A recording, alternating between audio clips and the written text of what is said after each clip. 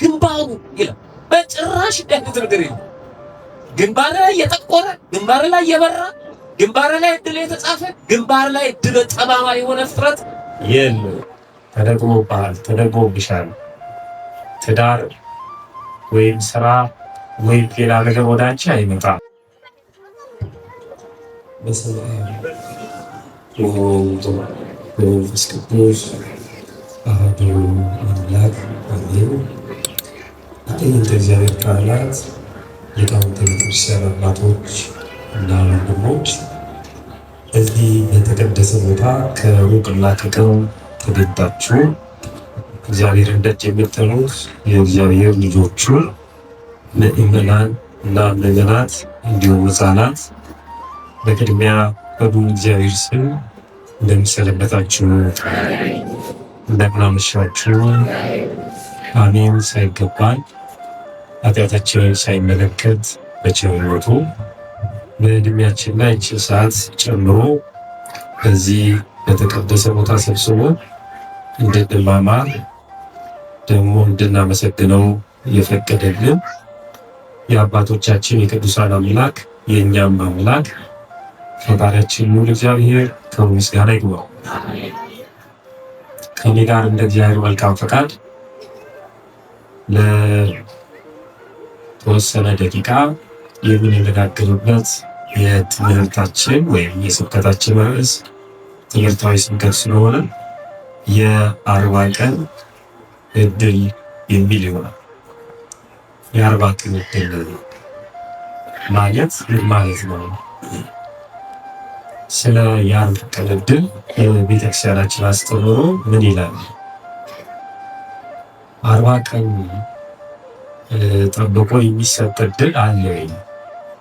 አንዳንድ ሰዎች በተለይም አንዳንድ ምዕመናን በጣም የሚሰቃዩበትና የሚንከራተቱበት ጉዳይ በስም እናጠምቃለን የሚሉ እና በቤተክርስቲያን ፈተና የሆኑ አንዳንድ ሰዎች የ40 ቀን እድላችሁን እናስመልስላችኋለን ብለው፣ አንዳንድ የዋሃን ደግሞ የ40 ቀን እድላቸውን ለማስመለስ የሰው ጫማ ሲልሱ ይታያል።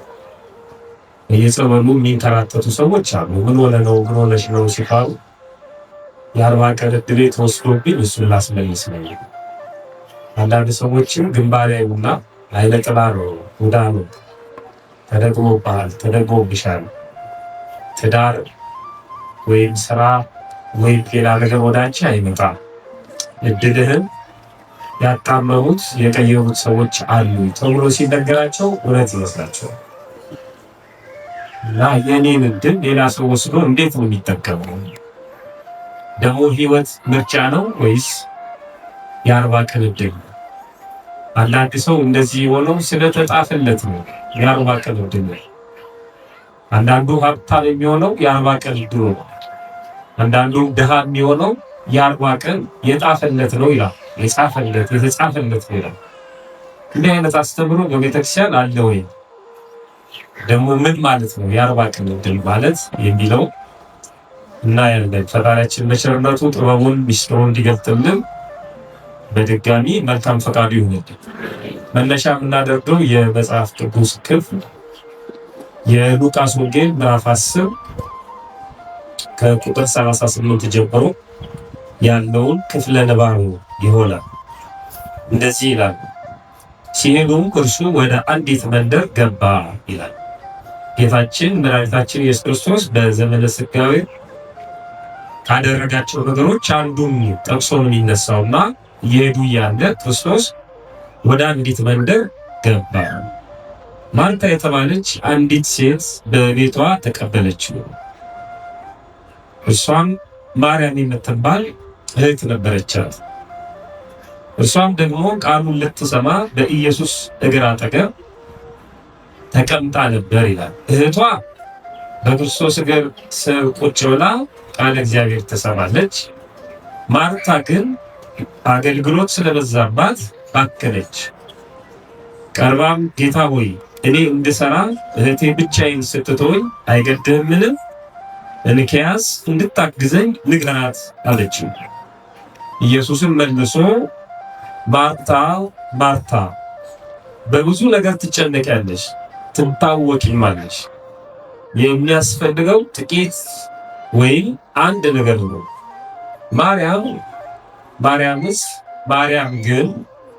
ማርያምማ መልካሙን ዕድል መርጣለች፣ ከእሷ አይወሰድባትም አላት ነው። እኔ አሁን በቀጥታ ከዕድል ጋር ስለሚገናኝ ነው ንባብ ያነሳው። ማርያም መልካሙን ዕድል መርጣለች። አንዳንድ ሰዎች ማርያም መልካሙን ዕድል መርጣለች የሚለውን ንባብ ለእመቤታችን ይሰጣሉ። ማርያም የስም ሞክሼ፣ ይህችኛዋ ማርያም የጌታ እናት አይደለች፣ የማርታ እህት ናት። ባጭሩ ክርስቶስ ወደ አንድ መንደር ገባ። አንዲት ሴት ሮጣ ተቀበለችው።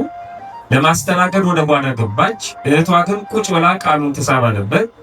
ጓዳ ያለችው ሲጨንቃት ስራ እንድታግዛት እህቷን ክርስቶስ እንዲያሰናብትላት ጠየቀችው።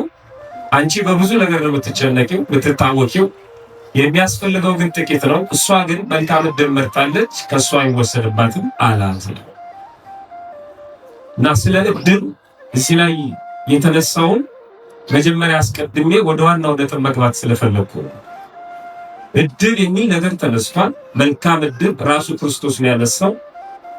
በዚህ አውድ ወይም በዚህ አንቀጽ አራት ነገሮችን መምዘዝ ይቻላል። የመጀመሪያው ዕድል የተባለው ነገር ለሁሉ የሚሰጥ መሆኑን ይነግረናል። ለሁሉም የሚሰጥ፣ አንዱ ዕድለ ቢስ አንዱ ዕድለኛ የሚባል ነገር የለም። በዚህ ሰዓት ዕድል የተባለው ክርስቶስ ነው። የገባው ወደ መንደር ነው። የተቀበለችው ግን ማርታ ናት። በመንደር ውስጥ ብዙ ቤት አለ፣ በቤት ውስጥ ብዙ ሰዎች አሉ። ወጥታ የተቀበለችው ግን ማርታ ናት። ከማርታና ከማርያም ደግሞ ቁጭ ብላ ቃሉን የሰማችው ማርያም ናት። ክርስቶስ ግን ዕድሉን የሰጠው ወይም የመጣው ለሁለቱ። መጀመሪያ ለመንደሩ ነው የመጣው። ከመንደሩ ግን አንድ ሰው ብቻ ነው የተቀበለው። ከዛ ወደ ቤት ገባ። በቤት ውስጥ ላሉት ደግሞ ለሁለቱም ነው ዕድሉን የሰጠው። አንዷ ግን ወደ ጓዳ ስትሄድ፣ አንዷ ቁጭ ብላ መማር ጀመረች። ስለዚህ ዕድል በመጀመሪያ ደረጃ በዚህ ክፍለ ንባብ ለሁሉም የተሰጠ መሆኑን ይነግረናል። ሁለተኛው ዕድል በራስ ፈቃድ የሚመረጥ መሆኑንም ይነግረናል። በራስ ፈቃድ የሚመረጥ ማለት ምን ማለት ነው? ክርስቶስ ወደዛ መንደር ከመግባቱ በፊት ለማርታ ደብዳቤ አልጻፈም። እመጣለሁ እንድትቀበይኝ አደራ አላለም። ወይም ማርታን ወጥታ እንድትቀበል ያስገደዳት ማንም የለም። ዝም ብሎ ወደ መንደሩ ገባ።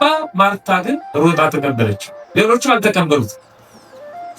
ያልተቀበሉት እሷ የተቀበለችው፣ ሌሎቹ እንዳይቀበሉት የሆነው እሷ እንድትቀበለው የሆነው እግዚአብሔር ያደረገው ነገር ወይም ክርስቶስ ያደረገው ነገር ምንም ነፃ ፈቃዳቸው ነው። እንዳይቀበሉ ያደረጋቸው ነፃ ፈቃዷ ነው እንድትቀበለው ያደረጋት።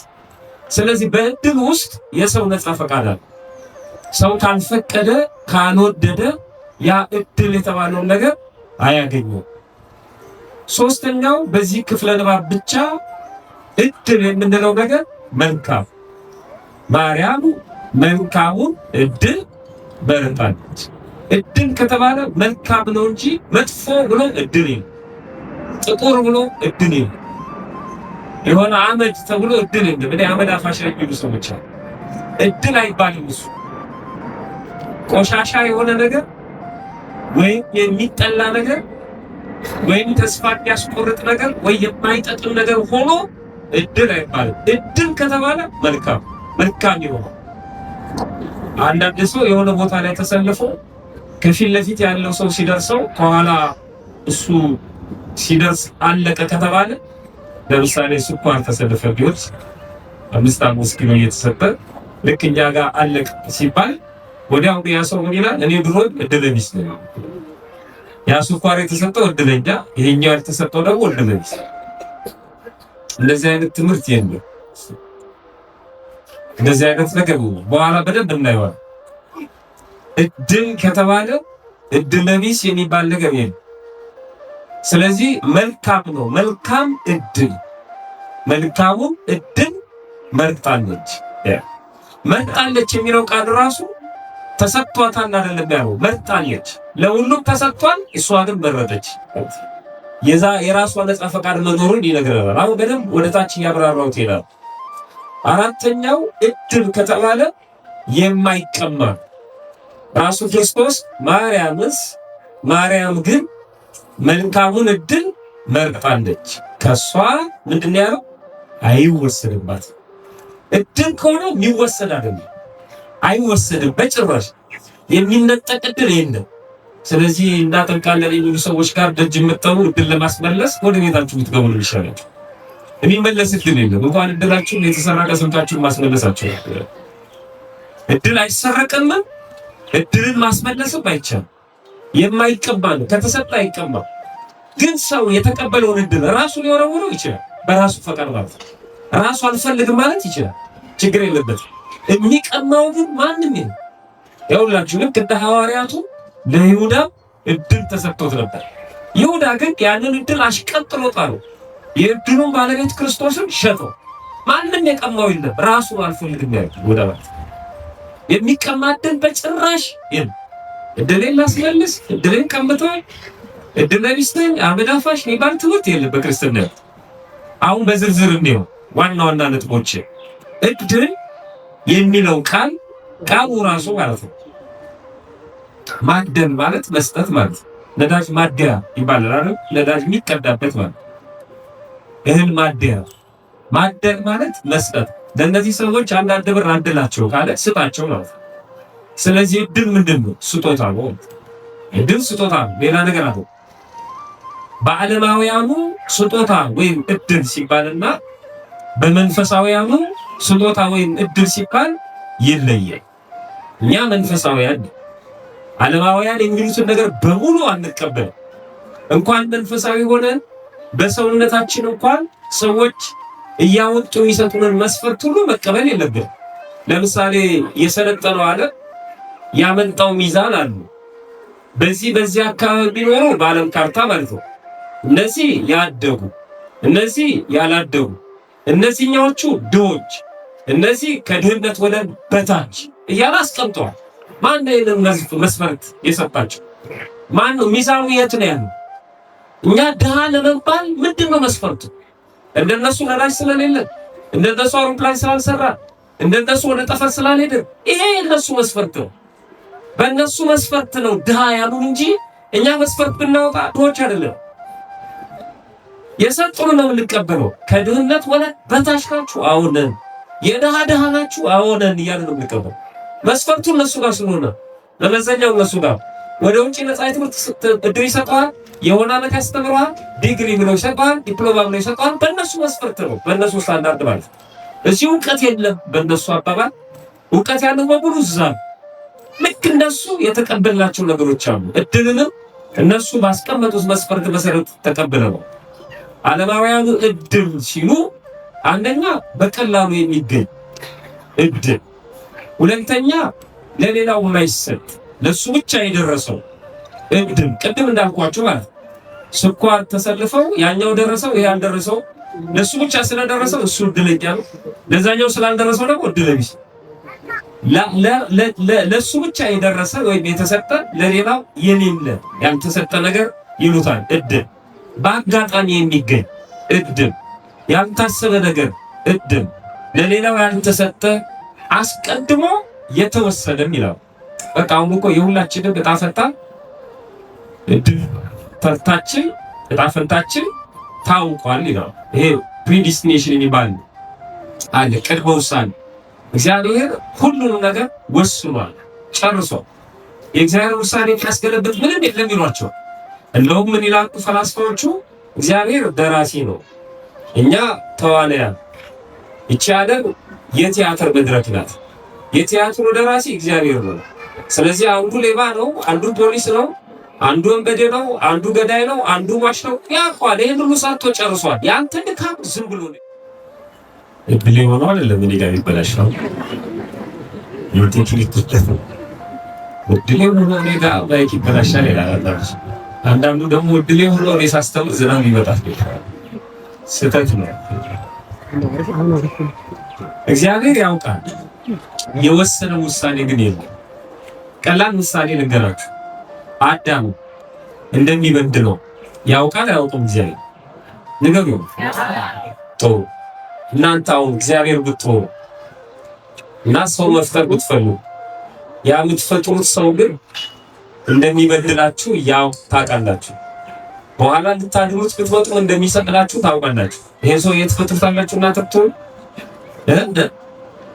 ምን ያደርግልኛል? አንድ ሰው ወደ ቤታችሁ ይመጣል ተብሎ ቢነገራችሁ 6 ወር ቤታችሁን ይከራያል። የሚከፍላችሁ ግን 500 ሺህ ነው በወር 500 ሺህ ብር እየከፈለ ለ6 ወር ቤታችሁን ተከራይቶ ይኖራል።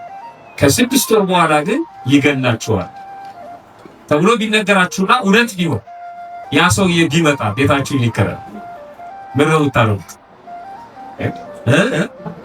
አታከራዩት? ደቦች ናችሁ።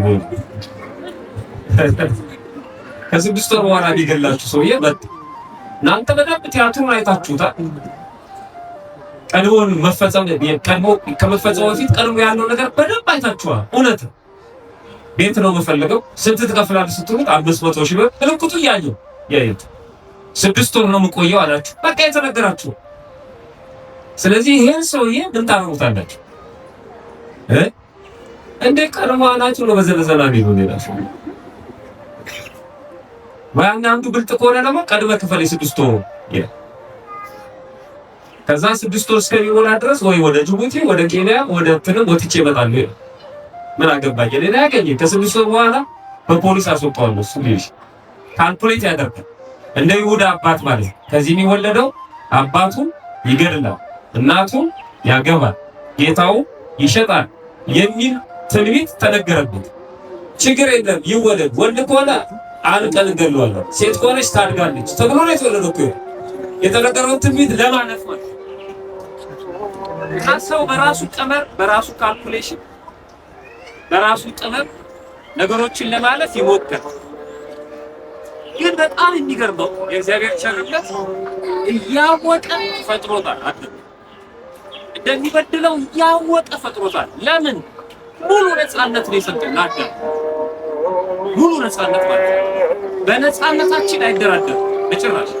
እኛንን የምናበዛው እንጂ አንዳንዴ እያስተባርን የሆነ ሰው ሲንቀሳቀስ ቁጭ በሉ ብያለሁ ጉባኤው ሳያልቅ እንዳትወጡ ምናምን እንላለን። አትችልም ወዳጅ፣ እንደዚህ ማለታችን እግዚአብሔር የሰጠውን ነፃነት መከልከል አይቻልም በፍጹም። አስጨንቆ አስገድዶ ማስመለክ፣ አስጨንቆ አስገድዶ ገንዘብ እንዲሰጡ ማድረግ አይቻልም።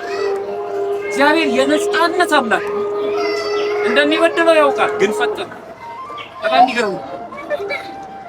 ከበደለው በኋላ ተሰጥቶ እንደሚያድን ያውቃል። በቃ እድሉን ሰጥቶታል። የሚወሰድ የሚነጠቅ እድል አይደለም፣ ራሱ አልፈልግም ካላለ። ስለዚህ አንዳንዶቹ ወስኖብናል ይላሉ። እንዴ ቢወስንብን ኖሮ ይሄ ጉባኤ ለምን ያስፈልጋል? ከተወሰነ ካለቀ ለምንድን ነው ይሄ ጉባኤ የሚያስፈልገው? ለምን ንስሐ እንገባለን? እሺ ራሱ ክርስቶስ ያለው እንደምናችሁ ፈርድባችኋለሁ ነው ያለው። ንገሩኝ፣ እንደምናችሁ ነው? እንደ ስራችሁ ይፈረድባችኋል አለ። አስቀድሞ ከወሰነ ለምን እንደ ስራችሁ? ተጠያቂው እሱ ነው። እኔ ኃጢአት በሰራ ተጠያቂው እሱ ነው። ከወሰነብኝ ተጠያቂው እሱ ነው።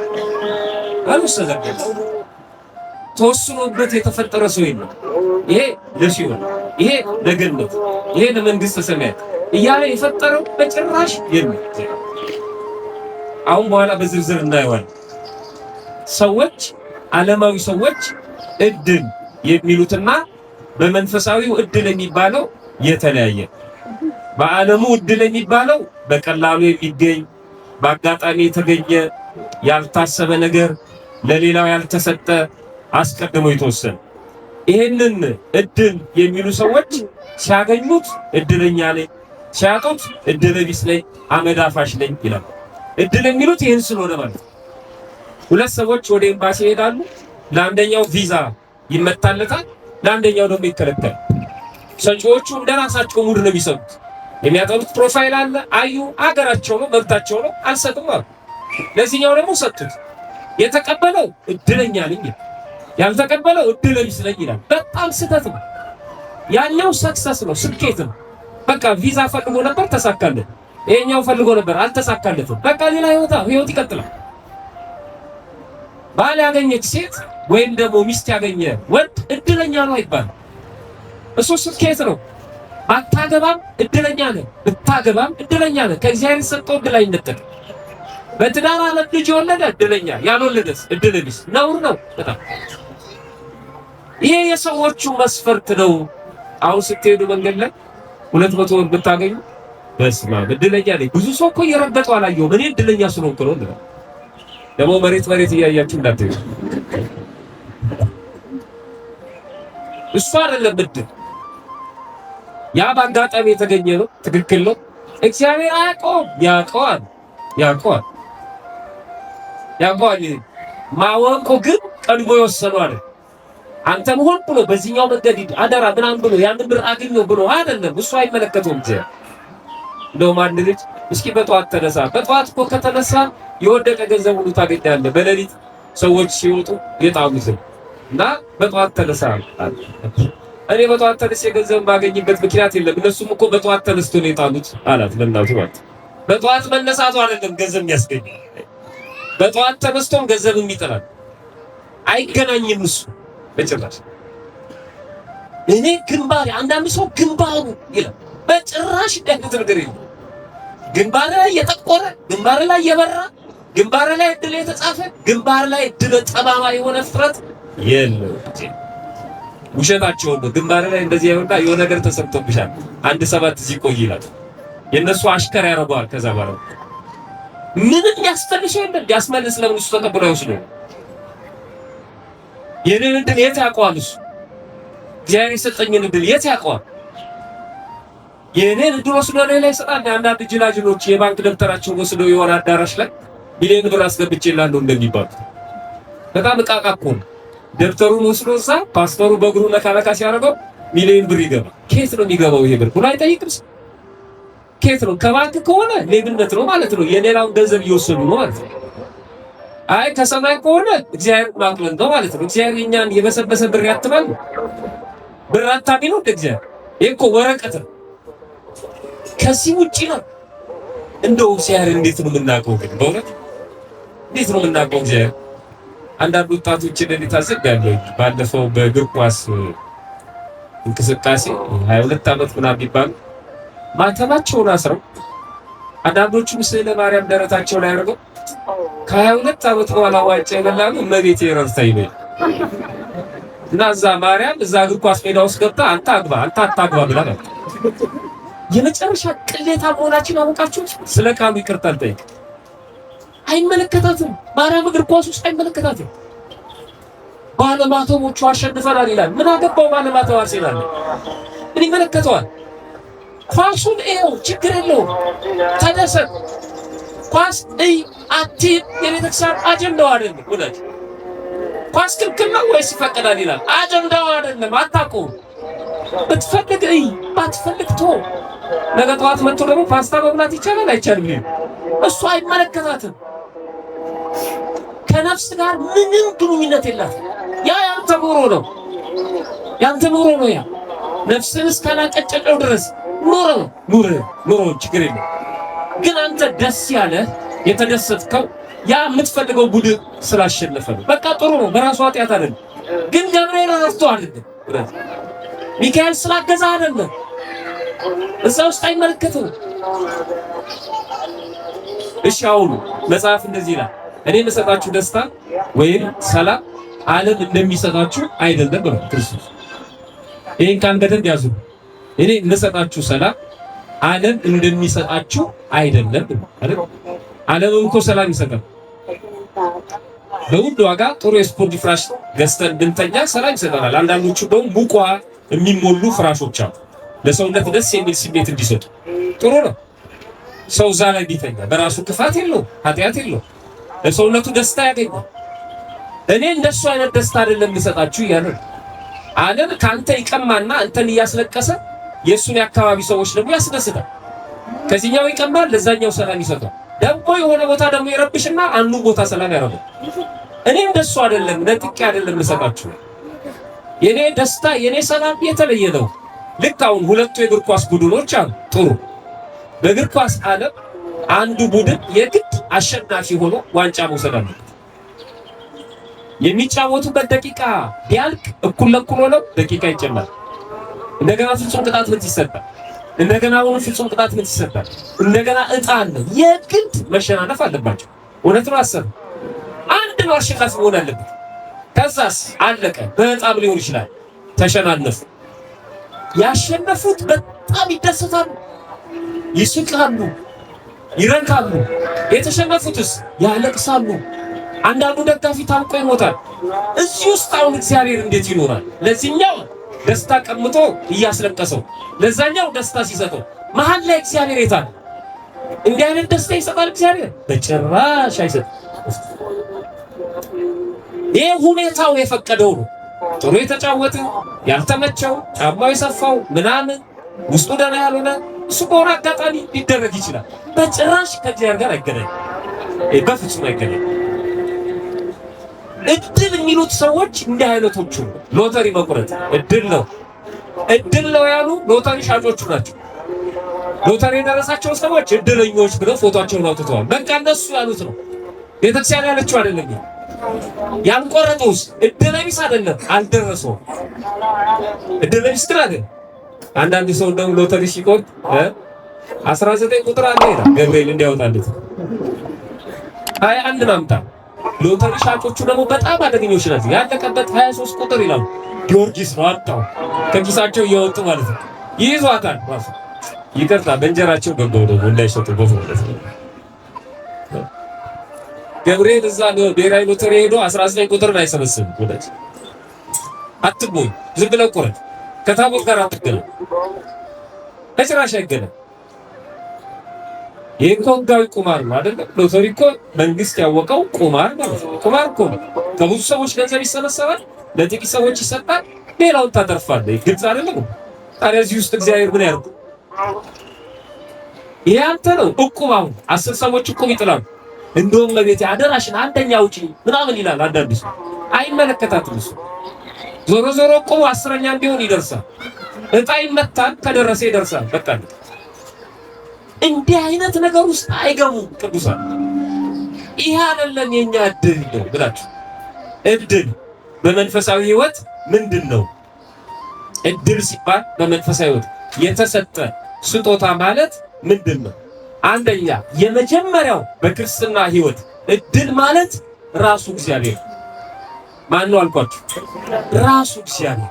እኛ እድለኞች ነን ማለት ማን አለን ማለት ነው? እግዚአብሔር አለን። እግዚአብሔር እድላችን ነው ማለት የተሰጠን ራሱን የሰጠን ራሱ።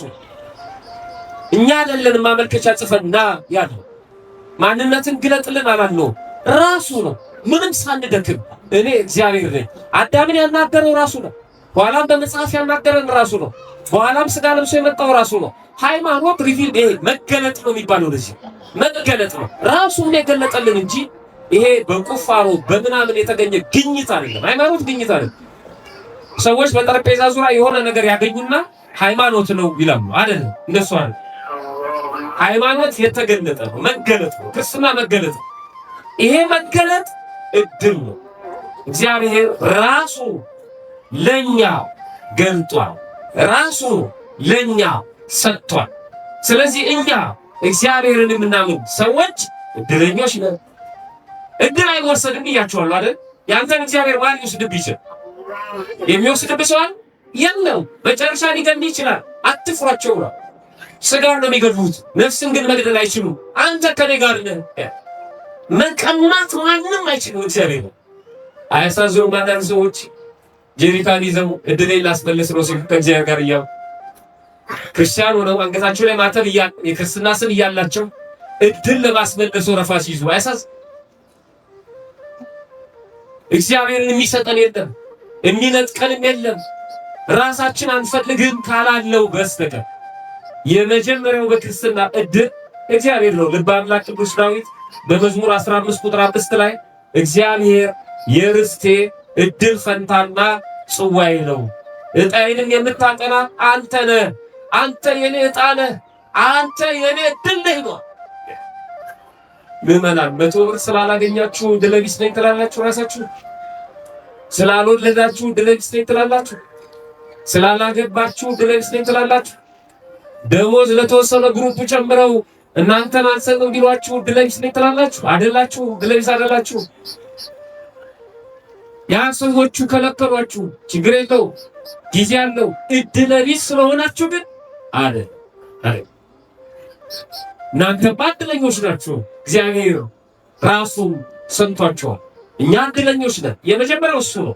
ከዛ ቀጥሎ ስንመጣ ወደ እግዚአብሔር ተጠቅተን ያገኘናቸው ነገሮች ስንዘረዝር የመጀመሪያው እድል ማለት ሰው መሆን፣ ሰው ሆኖ መፈጠር እድል።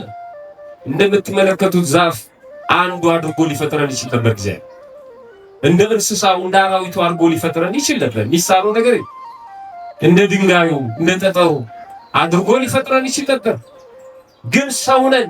ሰው መሆን ማን ሊሰጠን ይችላል? ሰው መሆንን ማን ሊነጥቀን ይችላል?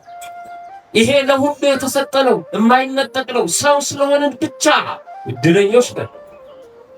እድለኞች ነን። እንዴት ነው ሰው እድሉን ሊያስጠልስ ቢሰለፈው? ሰው መሆን በስንት ብር ይሸጣል? ሰው መሆንን በስንት ብር ትገዙታላችሁ? ልብ አድርጉ። እኛ ሰው ስንል ብዙ ክራይቴሪያ ነው። ግማሽ ሰው ምንለዋል? የሰው ግማሽ ምንለዋል? እኛ እኮ በጣም ክፉዎች ነን። እኛ የሌለው እግሩ የተቆረጠ ወይ ሰውነቱ የታመመ ሰው ለእኛ ሰው አይመስለን። ደግሞ ገሬ ሰው ነው እንዴ? ደግሞ ከሰው ይቆጠራል ነው። በእግዚአብሔር ዘንድ ግማሽ ሰው የለም። በእግዚአብሔር ዘንድ አንካሳ ሰው የለም፣ እውር ሰው የለም። በእግዚአብሔር ዘንድ መሃይም ያልተማረ የሚባል ሰው የለም። ሰው ከሆነ ሰው ነው በእግዚአብሔር ዘንድ። እግዚአብሔር ሰው ነው የሰራው። ሰዎች ናቸው ኮተት የኮተቱበት ሰው ላይ በብሔር፣ በቋንቋ፣ በዘር፣ በቀለም፣ በሀብት፣ በስልጣን፣ በምናምን በከለር ለሰው የሆነ ማድረግ እየቀጣጠሉ ማንቋሸሽ ጀመሩ እንጂ ሰው ነው የሰራው እግዚአብሔር። ሰው መሆን እድል ነው፣ የመጨረሻ እድል ነው። ሁሉም ነገር የተፈጠረው ለሰው ነው። አይገርማችሁ? ፍጥረታቱ 22 ናቸው። 22ኛው የሰው ልጅ ነው።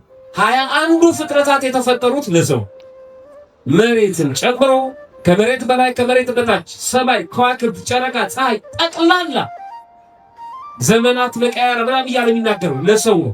የሚገርማችሁ ለቅዱስ ሚካኤል ለቅዱስ ገብርኤል እንኳን የተፈጠሩት ለሰው ነው። ጠባቂዎቻችን አይደሉም እነሱ። ጠባቂ ነው የሚበልጠው፣ ተጠባቂ ነው የሚበልጠው ማለት ነው። ተጠባቂው ነው ታላቅ ወይስ ጠባቂው ነው? በዓለማዊ ህይወት ባለስልጣናትን የሚጠብቁ ጠባቂዎች አሉ አይደል? በክብር ጠባቂዎቹ ናቸው የሚልቁት ወይስ ተጠባቂዎቹ ናቸው?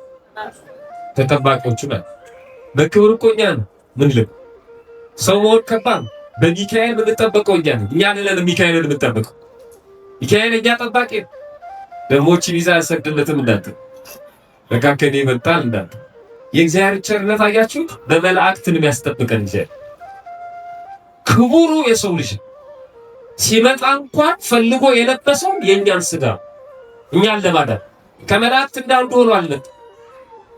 በራሱ ባህሪ አልተገኘም። የእኛን ስጋ ለብሶ በጥፊ እየተመታ ምራቅ እየተተፋበት ነው ያዳነን። እንደ ሰው ደግሞ ክቡራን እንደ ሰው ሰውነታችንን ካላንቋሸሽ ነው በስተቀር አልፈልግም ካላልን ከሰውነት ወጥተን የአውሬ ባህሪ ካልያዝን በስተቀር እንደ ሰው ደግሞ የተከበረ ፍጥረት የት አለ? ግዛ ንዳ የተባለ የሚገርመው ሁሉም ለሰው ተፈጥሮ የሰው ልጅ ግን ለማን ነው የተፈጠረው? ለማን ይመስላችሁ? ሰው ለማን ነው የተፈጠረው? የሚገርመው እሱ ለእግዚአብሔር ለጭራሽ ምን ያደርግለታል? ለእግዚአብሔር ጉድለት አይሞላ። ለመላእክት ምን ያደርግላቸዋል? ይሰሩት። ለማን ነው የተፈጠረው? ለራሱ ነው። ክብሩን ለመውረስ ስሙን ለመቀደስ እሱ ነው እድል በክርስትና ይሄ ለሁሉ የተሰጠው። አሁን እኛ የምናመጣውን መስፈርት ጣሉት። ሰው ሆኖ ሀብታም ስለሆነ፣ ሰው ሆኖ ባለስልጣን ስለሆነ፣ ሰው ሆኖ መልከ መልካም ስለሆነ በሰው ክራቴሪያ ማለት እድለኛም ይመስላችኋል? ሰው ሆኖ የአካል ጉድለት ካለበት፣ ሰው ሆኖ ድሃ ከሆነ፣ ሰው ሆኖ እኛ በምናመጣው መስፈርት አንደበቱ ኮልታፋ ከሆነ፣ መልኩ እንደዚሁ ከሆነ እድለ ቢስ ልባው እኛ ነን የምንለው። ይሄንን በእግዚአብሔር ዘንድ ግን ሰው ከሆነ ሰው ሶስተኛው እድል ልጅነት ነው። ልጅነት የማን ልጅ መሆን? የእግዚአብሔር። አንድ ታዋቂ ዘፋኝ ቢኖር የዛም ታዋቂ ዘፋኝ ሾፌር ብትሆኑ አቤት እግዚኦ ከሱ ጋር የተነሳችሁትን ፎቶ በተቀመጠን ቁጥር ከሞባይላችሁ ውስጥ ብታሳዩ ለኛ አይ ወገኔ ታዋቂ የሱ እኮ ነው ሹፌር። ይሄ ምሳ ስንበላ ይሄ ደግሞ አብረን ወጥ ስናደርግ እንዴት እንደምንተምልበት የአንድ ዘፋኝ ሾፌር የአንድ ዘፋኝ ጋርድ መሆን እንኳን ያስኮፍሳል። እኛ እኮ የእግዚአብሔር ልጆች ነን። ትኮሩበታላችሁ፣ ኮርታችሁበት ታውቃላችሁ። እኔ እኮ የእግዚአብሔር ልጁ ነኝ። ይገርም እኮ ነው። የጸጋ ልጁ በ40 እና በ80 ቀን ልጅነት ያገኘው እኔ ዲቃላ አይደለሁም። ይሄ ቤት የኛ ነው ይላል አንዳንዱ። ይሄ መኪና የኛ ነው፣ እገሌ እኮ አባቴ ነው ብሎ ይመካል። የእግዚአብሔር አባታችን ነው። ይሄ ድል ነው። ልጅ መሆን ለሁሉም ተሰጥቶ ነበር። ሌሎቹ ልጅ አልሆኑ ስላልተሰጠ ነው አይደለም፣ በድላቸው ስላልተሰጠው አልፈለጉም። እነሱ እንዴት መጠቀም ይችላሉ? ይሄው ልጅነትን አምጥቶ እዚህ አስቀመጠው። የጸጋ ግምጃ ቤት አለ ነገራት ቤተክርስቲያን። ማንም ሰው ከዚህ መጥቶ መውሰድ ይችላል። በከለር ነው አይደለም፣ በዘር ነው አይደለም፣ በሀብት ነው ልጅነት የሚወሰደው አይደለም። ምን በመሆን ሰው በመሆን እኛ ውሻ እናቀም እንደ ምዕራባውያን ውሻ አጥምቀዋል። እነሱ ጥምቀቱ በትምህርት ውስጥ ታስገቡልኝና ፍጡር ነው ብለው ውሻ አጥምቀው ሀብታሞቹ ስላዘዟቸው ማለት ነው። ውሻዬን ብትጠመቅልኝ ቄሱ ሲል ችግር የለው ውሻውን ልጅነት ሰጥቷል። የክርስትና እኛ ሰው ነው እናጠምቀው። ሰው ከሆነ ሴትም ይሁን ወንድም ይሁን ጥቁርም ይሁን በሽተኛም ይሁን ምንም ይሁን ሰው ከሆነ ይመጣል። የጸጋ ልጅነት ይወስዳል። መመዘኛው እሷ። ይሄ ሶስተኛው ስጦታችን ነው፣ ልጅ መሆን። ይኸውላችሁ እግዚአብሔር ሁለት ዕድል ነው የሰጠን። ሰው አድርጎ ፈጠረ፣ እንደገና ደግሞ ልጆቹ አደረገ። ሌሎቹ ሰው ሆነው ተፈጥሯል፣ ልጆቹ አልሆኑ። ህንፃ ቤተክርስቲያንና ህንፃ ደግሞ ሌሎች አሉ። ሌሎቹ ህንፃዎችና እቺ ህንፃ አንድ ናቸው። ህንፃ በመባል በድንጋይ የሚሰሩ በጭቃ የሚሰሩ ቤት ህንፃ በመባል በስም አንድ ናቸው። እነዛ ህንፃ ብቻ ሆነው ሲቀሩ እቺ ደግሞ የእግዚአብሔር ቤት ናት። ልክ እነዚህ ሁሉ ሌሎቹ ሰዎች ህንፃ ናቸው። የሥላሴ ፍጡር የሥላሴ ህንፃ ይባላል። የሥላሴ ማደራ ግን አልሆኑ፣ እኛ ነን ይሁን። ይህንን ግን ወስደናል ማለት በፈቃዳችን ነበር። ሶስተኛ አራተኛው ዕድል የዘላለም ህይወት ወይም መንግሥተ ሰማያት። ይሄ ዕድል ነው። ጽዋ ተርታችን ዕድል ፈንታችን የዘላለም ህይወት ነው። ጽዋ ተርታችን ዕድል ፈንታችን መንግሥተ ሰማያት ናት።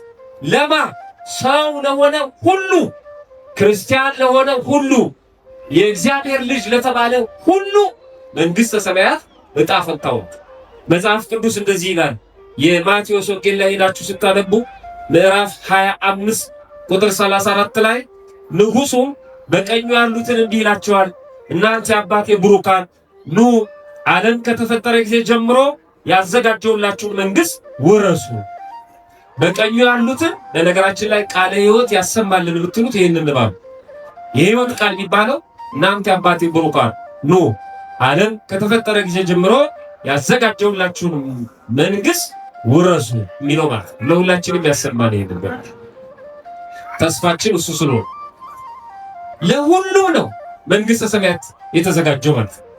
አንዳንድ ሰው በተለይ ጂኦቫ እምነት ተከታዮች እግዚአብሔር ፍቅር ነው አይደል ይሏቸዋል። አዎ። ይወድሃል አይደለም? አዎ። ታዲያ እግዚአብሔር ፍቅር ከሆነ እየወደደ እንዴት ገሃነመ እሳትን ያዘጋጃል ብለህ ታስባለህ? ገሃነመ እሳት አለ አይደል ይለዋል። አዎ። ታዲያ እግዚአብሔር ፍቅር ከሆነ እንዴት ገሃነመ እሳት ያዘጋጃል? የለም ገሃነም የሚባል ሰዎች የፈጠሩት ነው። የሆነ ጊዜ ቆሻሻ ማቃጠያ ምናምን የነበረ ነው ይላል። እግዚአብሔርማ በጭራሽ ገሃነመ እሳትን አይሰራም፣ ለፍጡሩ አያዘጋጅም። አዎ አያዘጋጅም። ለፍጡር የተዘጋጀው ለሰው የተዘጋጀ ገሃነመ እሳት የለም። ገሃነመ እሳት ግን አለ፣ ለሰው ግን አልተዘጋጀም። ምን ማለት ነው ይሄ? መጽሐፉ ነው የሚለን። በደንብ ስሙ። የማቴዎስ ወንጌል ምዕራፍ 25 ወደ ታች ወርዳችሁ ስታነቡ በግራ በኩል ያሉትን ደግሞ ይላቸዋል። ቁጥር 40 ላይ ጀምራችሁ ስታነቡ በግራው ደግሞ ያሉትን እንዲህ ይላቸዋል፣ እናንት ርጉማን። ከባድ ቃል በእግዚአብሔር ሲነገር ማለት ምክንያቱም ሁሉን የሚያውቅ በስሚ ስሚ ወይ በመረጃ አይደለም እግዚአብሔር የሚናገር እና እናንተ ርጉማን ፍጹም ቃል እንዲህ ከመባል ይጠብቀን አምላካችን። በእውነት ይሄ የሞት ቃል የህይወት ቃል ነው የምንፈልገው።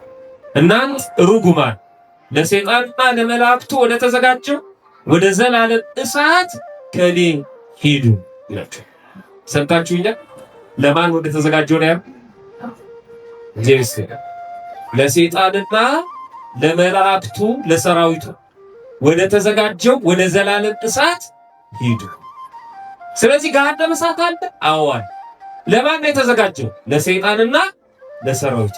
ታዲያ ለምን ሰዎች ይገባሉ እንዴ? ሰይጣን አባታችን ነው አሏል። በግብር መሰሉታል። እና ልጅ የሚወርሱ የማንን ነው? የአባቱን ነው። እግዚአብሔር አዘጋጅቶላቸው ነበር። አንፈልግም አሉ። ምን ይደረጋል? ለሰይጣንና ለመላእክቱ ወደ ተዘጋጀው ገሃነመ እሳት ግባ። አንድ መስሪያ ቤት መንግስት በክብር አስቀምጦ ባለ ጉዳይ እንድታስተናግድ ሾሞ አንተ ግን አልፈልግም ብለህ ሙስና ውስጥ ስትገባ ምን ይደረጋል? ያነሳና ለወንበዴዎች ወደ ተዘጋጀው ወደ ወይን ቤት ግባ ይላል። ወይን ቤቱን የሰራሁት ለወንበዴ ነበር፣ አንተ ደግሞ ወንበዴ ሆነ ከተገኘ ግባ ነው የሚል። ገሃነመ እሳት ለኔ አይደለም የተዘጋጀው። የኛ ዕጣ ፈንታ ድምተታችን ጽዋ ፈንታችን ገሃነመ እሳት አይደለም። የሰይጣንን ግብር ከፈጸምን ሰይጣን አባታችን ነው ካልን ፈታይ በርት ይባሉ። ለዚህ የእውነት ፈራጅ ነው ክርስቶስ። የአባታችሁ ሰው ይላቸዋል። እያለቀሰ ይፈርዳል ይላሉ ሊቃውንት። ፍጻሜው እንደዚህ ይሆናል።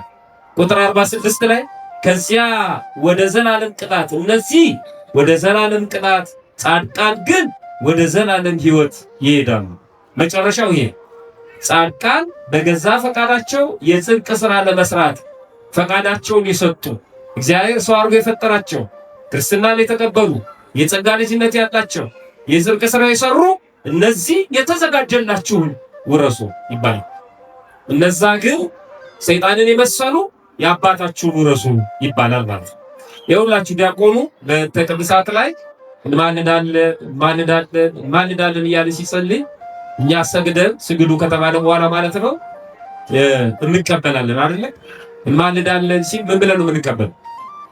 አቤቱ አቤቱ ይቅር በለን እንላለን አይደለ? አቤቱ ይቅር በለው ይቅር አይላሰው እንላለን። እንማልዳለን በሚለው ጸሎት ላይ እድልን በተመለከተ ቢናገረው ነገር አለ። በጎ እድል ኃጢአትን ለማስተስረይ ሁለተኛ መወለድ የሚገኝባትን ሕጽበት ጥምቀትን በጎ እድል የተባለችው ጥምቀት ነው። በጎ እድል ኃጢአትን ለማስተስረይ ሁለተኛ መወለድ የሚገኝባትን ሕጽበት እግዚአብሔር ይሰጣቸው ዘንድ ለነማ እግዚአብሔር የሚሰጠው ለነማን ነው? ይሄን ወደዚህ እድል ያስገባቸው ዘንድ ለነዚህ በቅድስት ሥላሴ ማኅተም ያከብራቸውና ያትማቸው ዘንድ ስለ ንዑሰ ክርስቲያን እንለምናለን፣ እንማልዳለን። ንዑስ የተባሉት የክርስቲያን ታናናሾች የተባሉት ጻውዑሰ ክርስቲያን የሚባሉ ማለት ነው። እነማን ናቸው?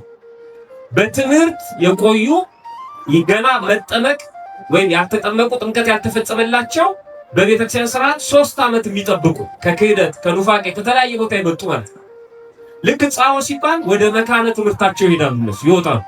ፍሬ ቅዳሴ ሊጀመር ሲል ማለት እነዚህን ወደ ጥምቀት እድል የተባለችው ጥምቀት አድርሳቸው ብሎ ይለምናል። ያቆም አሜን ብለን ነው ማለት ቤተክርስቲያን ነች የምትለምነው። ጥምቀት እድል ናት ስትሰጣቸው ነው። በኋላ ላይ መጣበታለች። ይሄ የተሰጠው ለሁሉም ነው የሚለውን ደግሞ ስናነሳ አንደኛ ለምሳሌ ክርስቶስ ሲወለድ በሉቃስ ወንጌል ምዕራፍ 2 ላይ መልአኩ ቅዱስ ገብርኤል የምስራች ሲናገር የተናገረው ንግግር በጣም የሚገርም ነው። ክርስቶስ ተወልዷል። መወለዱ ነው የሚነግራቸው። መንጋቸውን በሌሊት ይጠብቁ ለነበሩ እረኞች ማለት ነው። እንዲህ ይላል፣ መልአኩ እንዲህ አላቸው፣ እነሆ ለሕዝብ ሁሉ የሚሆን ታላቅ ደስታ የምስራች እነግራቸዋለሁ። ለሕዝብ ሁሉ የሚሆን ለሆነ ቀበሌ አይደለም፣ ለሆነ ከተማ አይደለም፣ ለሕዝብ ሁሉ የክርስቶስ መወለድ ለሕዝብ ሁሉ። ይሄን የምስራች እነግራቸዋለሁ። ምንድነው ምስራቹ? ዛሬ በዳዊት ከተማ ጌታ ክርስቶስ ተወልዶላችኋል። ክርስቶስ ብሎ ጌታ የባህሪ አምላክነቱን ተወልዶላችኋል። ለሁሉም የሚሆን የምስራች ነው። በጣም ጥሩ። ለሁሉም የተሰጠው ዕድል ክርስቶስ ወደዚህ ዓለም መጣ፣ ወደ መንደር እንደገባ ማለት ነው። ግን ፈቃዳቸውን የሰጡ ጥቂት ሰዎች ተቀበሉት፣ ቃሉን ሰሙ፣ አከበሩት፣ ልጆቹ። ያሰሙት ግን ፈቃዳቸውን ያልሰጡ እድላቸውን አልተጠቀሙ። እድሉ ግን ለሁሉም ነው የተሰጠ። እድለ ቢስ የሆኑት ራሳቸው ናቸው። እድላቸውን ያልተጠቀሙት ራሳቸው ናቸው። አንድ ቀላል ምሳሌ ልንገራችሁ። አሁን እዚህ ተገኝታችኋል። የእግዚአብሔር ቃል እየሰማን እግዚአብሔር ይመስገን። በጥቂት ሰዎች ላይ አድሮ እንዲህ አይነት ጉባኤ አዘጋጅቶ እግዚአብሔር እየመገበን ሁለታችንም በረከት እያገኘን ተናጋሪው ሰሉ ምክንያቱ ምን ይሁን ያደለው በእግዚአብሔር ነው። ማስለፈቀደልን ነው እዚህ የተገኘው። በደንብ ድገም። ማስለፈቀደልን በጣም በዚህ ቀን ደግሞ እዚህ ከኛ ጋር መገኘት የነበረባቸው ግን ደግሞ ያልተገኙ ወገኖቻችን አሉ። እነሱ ደግሞ ማን አልፈቀደላቸው ማለት አሁን ድምጻችሁ ቀነሰ። ይፈቀደላቸው ኖሮ ምን ይሆኑ ነበር? ይመጡ ነበር። ስላልተፈቀደላቸው ግን አልመጡ። ስደቱ አሁን ከዚህ ነው መውጣት ያለው። እግዚአብሔር ስላልፈ አሁን ስትደውሉለት ወይ በቤት ስትገናኙ ይነግራቸዋል። ለምን ጉባኤ አልመጣም? ዛሬ እኮ ትምህርት ነበር ሲሉት እግዚአብሔር አልፈቀደልኝ እኔ ኮራም ቅዳሴ ባያስቀድሰው ስላልፈቀደለት የማይጾመው ስላልፈቀደለት። አያችሁት እግዚአብሔር እንዴት ነው የሚኮንነው ሰው? እሺ እናንተ ማን ስለሆናችሁ ነው ለነዛ ያልፈቀደው ለእናንተ የፈቀደው? በምን ስራችሁ? በሁለታችሁ መካከል ልዩነት አለ ማለት ነው። እዚህ ባል አለው፣ ሚስት እዛ ነች። ጥሩ ባል እዚህ እየተማረው እግዚአብሔር ፈቀደለት፣ ለሚስት ደግሞ አልፈቀደላትም። እዚህ ሚስት አለች እየተማረች ነው፣ ባል የለም። እሺ ለሚስት እግዚአብሔር ፈቀደ፣ ለባልስ አልፈቀደ። እና ይሄን እግዚአብሔር ነው የምናመልከው። ለአንዱም ይፈቅድ ለአንዱም አይፈቅድ። እግዚአብሔር የትምህርት ቤት አለቃ መሰላችሁ? የዕቁብና የዕድር ዳኛ መሰላችሁ? ሁሌ የምናስፈቅደው የእግዚአብሔር ፈቃዱ አንድ ናት። ሲፈቅድ አይኑ ቃል እግዚአብሔር መስማት ፈቅዷል። ወደ ቤተክርስቲያን መምጣት ፈቅዷል። ማስተማር ፈቅዷል። መቀደስ ፈቅዷል። መጸለይ ፈቅዷል። ሲፈጥረን ፈቅዷል። ሁሉም ፈቅዷል። ነገር ግን የእናንተ ነፃ ፈቃድ ወደዚህ ያመጣችሁ ስለፈቀዳችሁ ነው የመጣችሁ። ዛሬ ጉባኤ አለ ብላችሁ ስራችሁ በጊዜ ጨርሳችሁ ከመስራየት በጊዜ ወጣችሁ የትራንስፖርት አውጥታችሁ በእግራችሁ ግማሽ መንገድ መጣችሁ ሮጣችሁ ብዙ ጋባዥ እያለ ዞር በል ጉባኤ ነው ብላችሁ ፈቃዳችሁ ጉዞ የጀመረ ሰው እኮ አለ። ስልክ ተደውሎለት ይቀር ወደ ጉባኤ እየመጣ የት ነህ ተብሎ ሲደወል ወደ ቤተክርስቲያን እየገባው እባክሽ ቡና እንበል ሲለው ጥፍ ያለ ሰው እና እግዚአብሔር ነው ጥፍ በላ ሳይፈቅድለት ነው አይደለም። የራሱ ነፃ ፈቃድ ነው። የራሱ ነፃ ፈቃድ። ነፃ ፈቃዳችንን ባወቋት ቅዳሴ የተቀደሰ ግማሹ እያለቀሰ ያስቀድሳል፣ ግማሹ ደግሞ ፌስቡክ ይጎረጉራል። ያኛው ስላልፈቀደለት ነው አይደለም። የራሱ ነፃ ፈቃድ። እግዚአብሔር የነፃነት አምላክ ስለሆነ አውራጣቱን ሽባ ማድረግ ሲችል፣ አይኑን ማጥፋት ሲችል፣ በቤተ መቅደሱ ሲቀልድበት ዝም ፈቃዱ ይገርማል። አሁን እኛ ድሮ ነው የምንተርተው አይደል? በጥፊ ሲመቱት ዝም አለ፣ ምራቅ ሲተፉበት ዝም አለ። ኧረ መቅደሱ ውስጥ በጦር ነው ጋር ይላል። ምራቅን ተፋበት የለም እንዴ? ቅዳሴውን እናከብረዋለን፣ መስዋዕቱን እናከብረዋለን፣ እንፈራለን። በመንበሩ ፊት በቀራንዮ እንዳለ ይሰማናል። ቅዳሴ አቋርጠን ወሬ እናውራ። ያኛው ተረኛው እስኪን ድረስ ሌላው ቁጭ ብሎ የባቴቋቱ ማይከባተሩ ቅዳሴ ከተሰየመ በኋላ በዚህ በቲያትር ህግ እና በፊልም ህግ ይገርመኛል። አሁን ተዋናያ ሙዚቃው እያወሩ እነዚህ የሚያጅቡት ሰዎች ከንትን እንዳትወጡ ይባላሉ። ከሞት የዘመነ ፈዘዝ እንዳትሉ በቃ ፊልም ነው እየተቀረጸ ስለሆነ እዛው ስሜት ውስጡ እነሱ የሚከራከሩ ከሆነ እነሱን እየሰማችሁ ከስሜቱ እንዳትወጡ ይባላል። እኛ ቅዳሴ ላይ ስሜት ውስጥ ነው። ጥቂት ሰዎች አሉ ቅዳሴ ላይ፣ ሌሎቻችን የለንም እኮ ሞተናል። ይሄ ነፃ ፈቃዳችን አለ። ነፃ ፈቃዳችን አለ። ፍርድ ቤቱ ውስጥ ዳኛው ችሎት እያስቻለ የስልካችሁ መጥሪያ ቢጮ ጸጥ ብሎ ሰው እየሰማ ቢጮ ዳኛው ይለቃችኋል። ተነሳ ችሎት በመዳፈር ሁለት ወር ሊል ይችላል። ኧረ ጌታዬ ስትል 3 አድርጌዋለሁ ወዲያውኑ ፖሊስ ይዞ ይገባ ችሎት ረበሽ ከተብለ ማለት ነው። እግርን አጣምራ አትቀመጥ። ቅዳሴ ላይ ቅዳሴ እየተቀደሰ ገናንን አቤት የኛ ነፃ ፈቃድ! እንደፈለግን ነው የምንሆነው። እንደዛ እንድንሆን እግዚአብሔር ወዶ አይደለም፣ ግን ነፃ ፈቃዳችንን አይጋፋም። ነፃ ፈቃዳችንን ማወቅ ፈቅዶልናል። አንዴ ፈቅዷል። ንስሐ እንድንገባ ፈቅዷል። ሥጋው ደሙን እንድንቀበል ፈቅዷል። ፍቀዱልኝ አትበሉት፣ ፈቅዷል። የኛ ነው የሚቀረው። እናንተ አጋጥሟችሁ ሊሆን ይችላል። እኔ ብዙ ጊዜ አጋጥመኛል። ወይዘሮ ገሌ፣ አቶ ገሌ ካህናቱ ለምን ማትቆርቢ ለምን ማትቆርበው ሲባል የሚያማትሙ ሰዎችም በስመ አብ ወወልድ ወመንፈስ ቅዱስ ምን አልኮት አባ ቆረብ እኮ ነው የተባለው፣ ግን ይደነግጣል። በስመ አብ ወወልድ ወመንፈስ ቅዱስ እና ይሄ ሰውዬ መቼም አይቆርም። ለምን? ፍላጎት እግዚአብሔር ደግሞ ይሄ ሰውዬ በጣም ጥቶ አያሰልፍም። መፍቀድ ያስፈልጋል።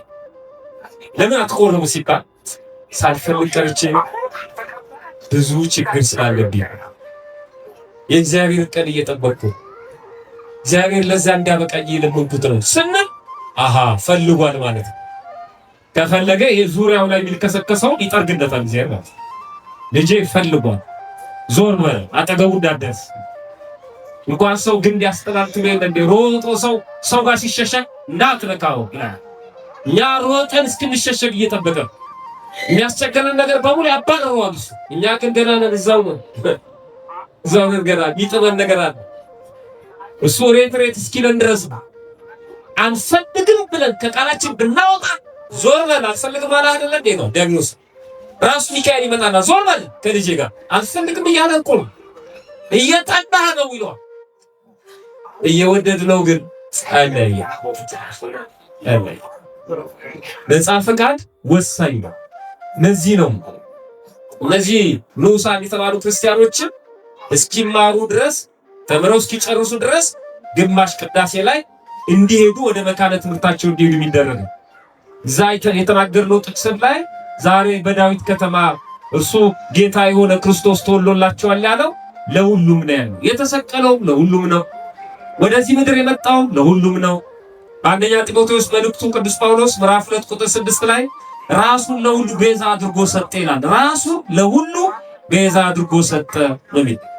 ስንለምንም ምዕመናን በደንብ ስሙ። እግዚአብሔርን መለመን ትፈልጋላችሁ? አሁን ለማኝ ወስደልኛል፣ ለምኑ ታገኛላችሁ ነው።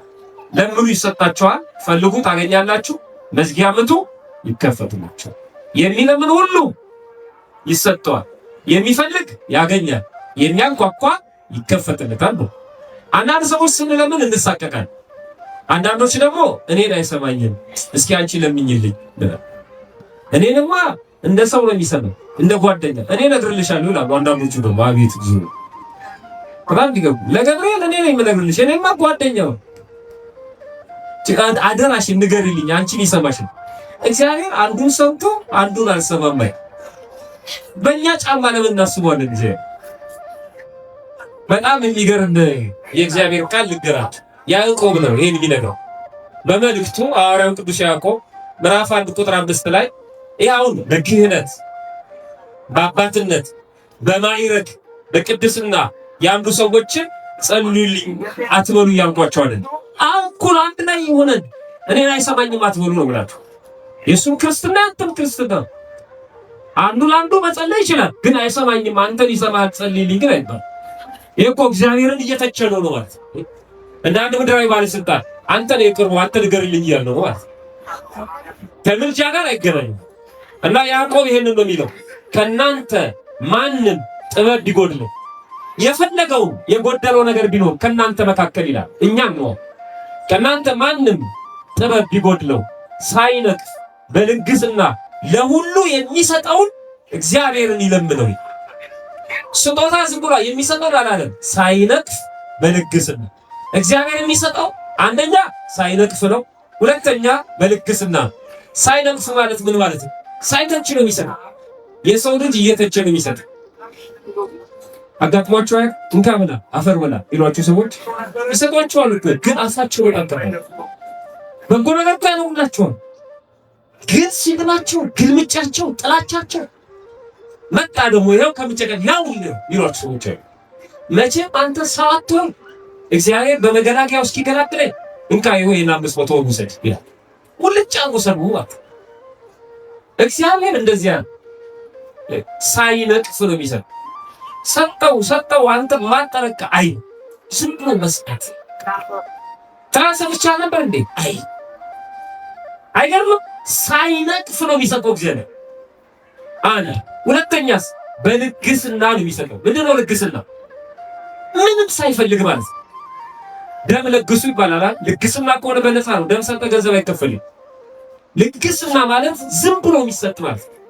እግዚአብሔር የሚሰጠው በልግስና ነው። የሆነ ነገር ታደርግልኛለህ ብሎ አስቧል። ቀብድ ይዞ አይደለም። ይሄን ባታደርግ ነግሬሃለሁ ብሎ አስጠንቅቋል። ከኛ የሆነ ነገር ሽቶ አይደለም።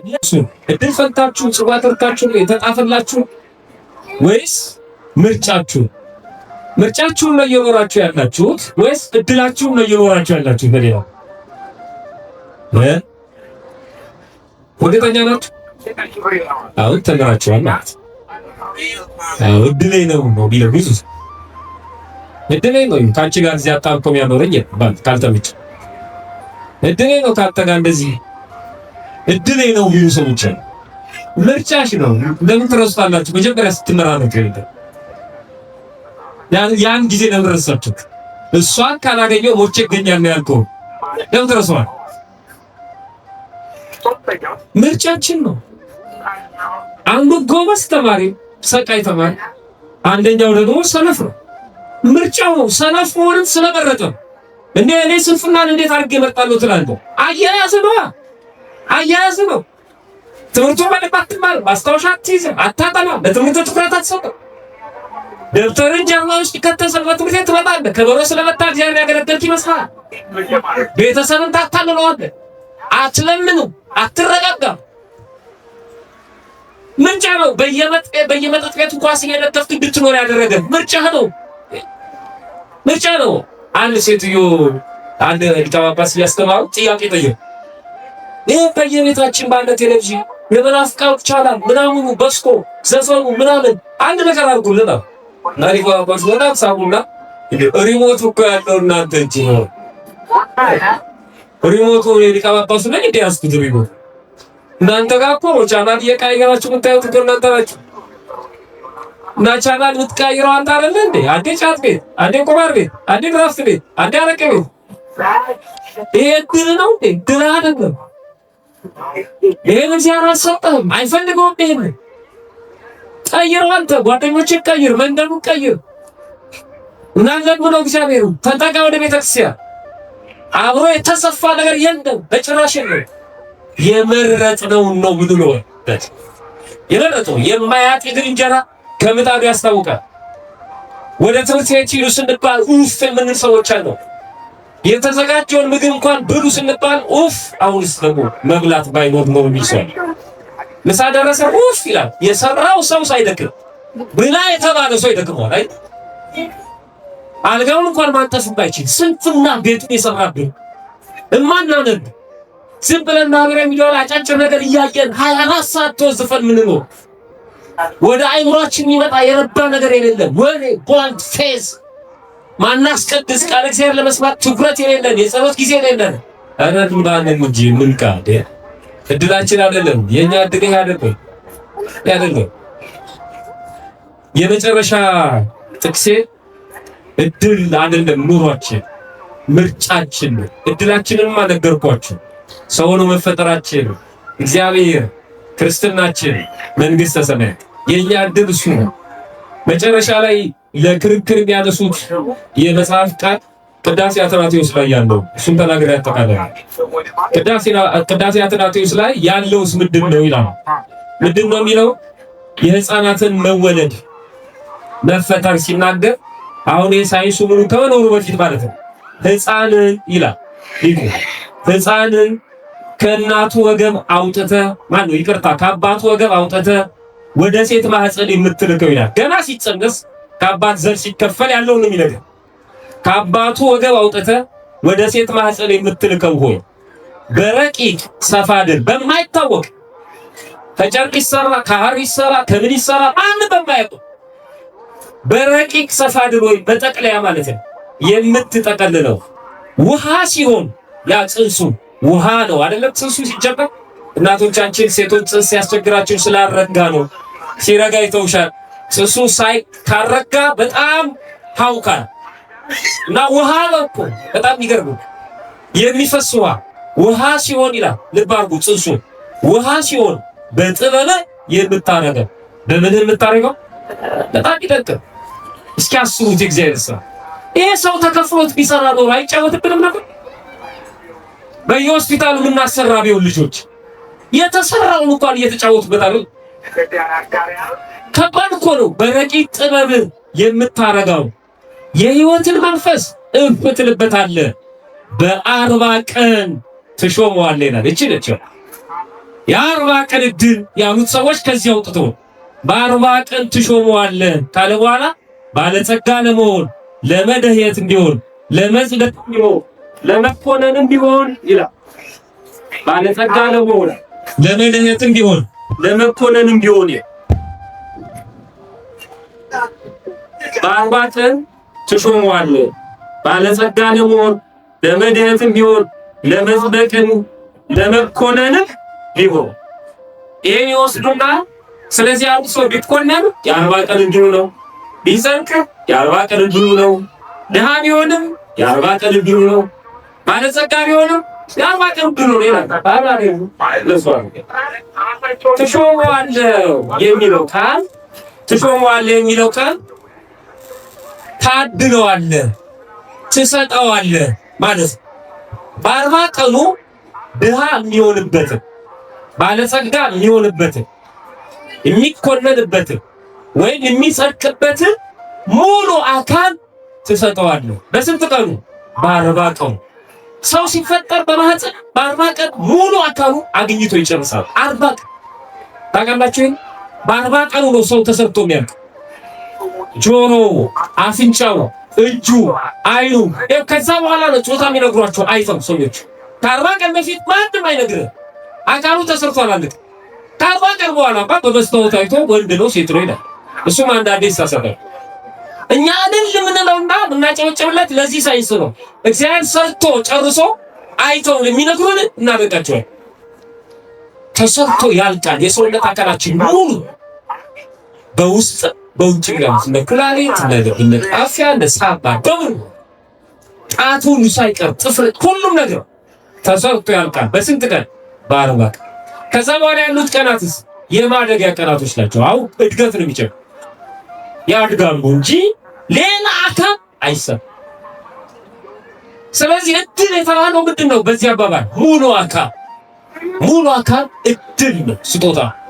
በስንተኛው ቀን የተሰጠን ሙሉ አካል? በ40ኛው ቀን። በዚህ ሙሉ አካል ተጠቅመህ ግን ድሃ መሆን የራስህ ጉዳይ። በዚህ ሙሉ አካል ተጠቅመህ ሀብታም መሆን የራስህ ጉዳይ። በዚህ ሙሉ አካል ተጠቅመህ ኃጢአት ብትሰራ የራስህ ጉዳይ። በዚህ ሙሉ አካል ተጠቅመህ ጽድቅ ብትሰራ የራስህ ምርጫ ነው። እሱ የሰጠ ሙሉ አካልን ነው።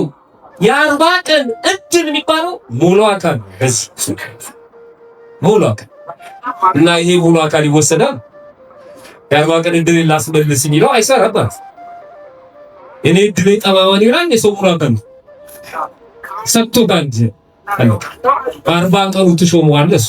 ስለዚህ እድላችንን እንወቅ።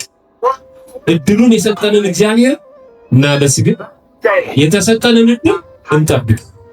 አሁን ይሄ ጉባኤ የተሰጠንን እድል ያወቅንበት፣ የተሰጠንን እድል የምንጠብቅበት፣ ይሄን እድል የሰጠንን እግዚአብሔር የምናመሰግንበት ጉባኤ ነው ማለት ነው። ፈጣሪያችን በቸርነቱ ሰምቶ ከመጥፋት ያድን።